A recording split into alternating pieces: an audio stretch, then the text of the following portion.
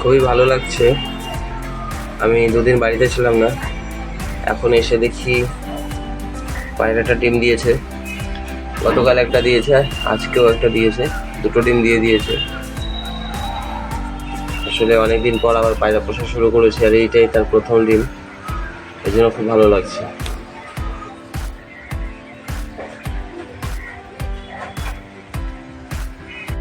আর এখন আমি পায়রা আটকে পুষছি। আশেপাশে বাড়িতে গেলে ওরা একটু কষ্ট পায়, তুমি আটকেই পুষছি পায়রা। ঘরটা এমনিতে বড় আছে, অসুবিধা হবে না।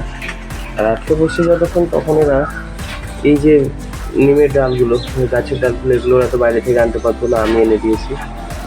আমি পাশের বাড়ি থেকে কুড়িয়ে এনে রেখে দিয়েছি, এখানটায় রেখে দিয়েছিলাম। এই যে এখনও দুটো তিনটে রয়েছে, ওরা এখান থেকে নিয়ে এখানে নিয়ে গেছে। ভালো লাগছে।